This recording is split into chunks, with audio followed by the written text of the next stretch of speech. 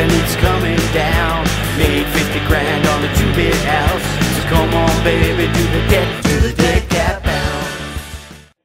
Oh no, what a saviour. Put him at that just at the right time. I'll put the bat signal up. He's been here before, he's gone down a storm. It's Mr. Matt Salmon, everybody. Big round of applause!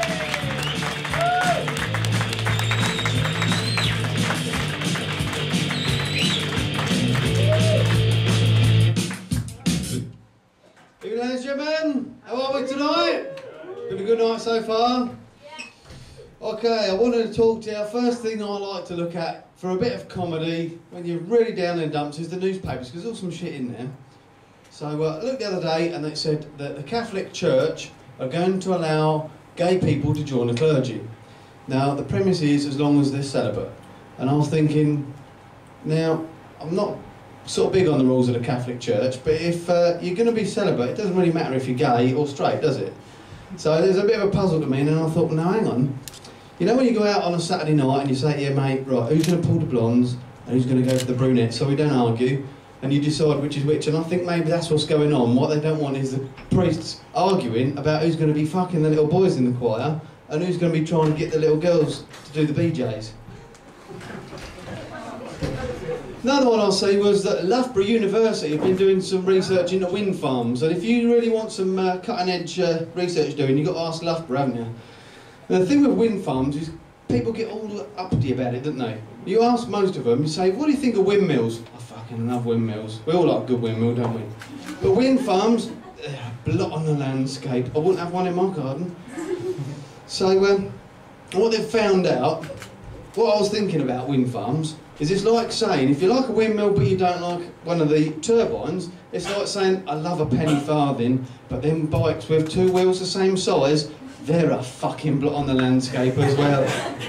I don't mind, if I go on holiday, if you see them in Scotland or Cumbria, or you go down to Cornwall and you see a few of them bikes, you don't mind, but if they're coming past your house, you're going to have a fucking protest about it. You're going to sign outside your house, not in my backyard, bikes with the same size fucking wheels, innit?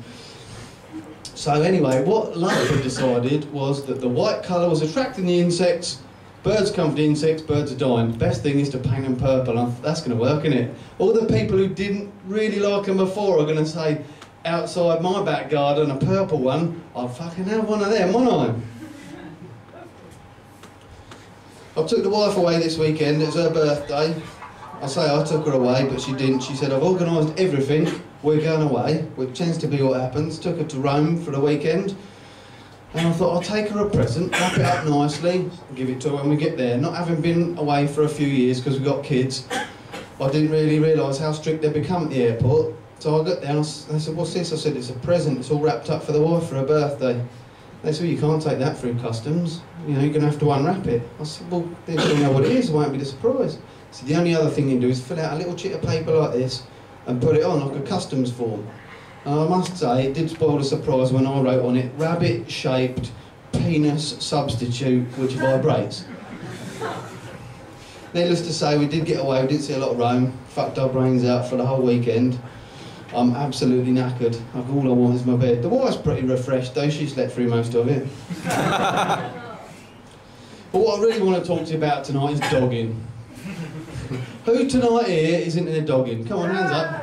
Yeah, good. I knew there'd be someone, because if you're into your dogging, it's one of those things that you're not going to be shy, is it? And I was thinking, I find it fascinating dogging, because who the fuck come up with the idea? Did they go on Dragon's Den? Was it someone from NCP car parks and someone from RedTube? And they went, we could put these two together. Like, watching someone have sex and car park. How did they come up with it? And I was thinking, I don't know. What are they going to do? I'll tell you who likes talking about it. It's Jeremy Vine on Radio 2. Anyone listen to Radio 2? Yeah! He likes a bit of dogging. Does our Jeremy. He was talking the other day about the cops and what their attitude is to dogging, and now this Geordie phoned up, and Jeremy says to him, so you into your dogging? He says, oh, well, I used to be late. I'm not late, but I used to be late. I was big on my dogging. So I said, and how did you find the police? He said, oh, well, man, he said, they were always hounding us. Hounding you for dogging. And he goes, you got...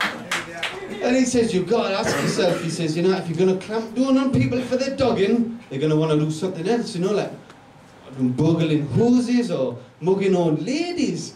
And you think, what sort of fucking bloke thinks, well, if I can't go dogging, I'm going to go burgling or mugging old ladies? This is a different kind of demographic to the people I mix with. And they also got on about the other week, the same thing. You got Jeremy Vine show. They said there's a lay-by where there's so much dogging going on that a guy's opened himself up a little cafe selling refreshments to people so they can, you know, you don't get thirsty or hungry while you're enjoying it. So someone phones in and says they should close that lay-by and stop all the people dogging.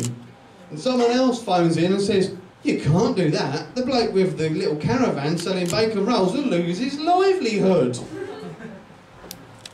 And then you think, well, if dogging's getting bigger, which it sounds like it must be, Halford's going to bring out a range of stuff for it. Like, dogging stuff, dogging products for your car, like wank and wax, instead of wash and wax. And if you was really proud of your car, you got yourself a lovely, nice Golf GTI, you got to wash it at the weekend, you've been out dogging in it in the week, and someone's been wazzing up your wheel arches. Do you get some special kind of products to wash it all off? Someone knows. And the thing as well is, if you've got a girl and you says to her, are you into dogging? What sort of girl is she? Is she a keeper? Probably not. And then would you put it on your CV? When it says under hobbies, you put dogging. Imagine that at the interview, and they're going, so, look through, see you're into your dogging. Did you want a fucking company car? If you do, can you tick the one that says leather seats? Okay, ladies and gentlemen, thank you very much. Good night.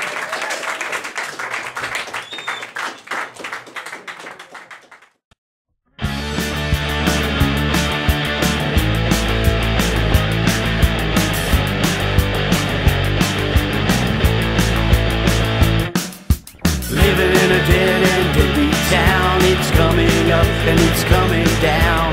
Made 50 grand on a 2-bit house. So come on baby, do the debt.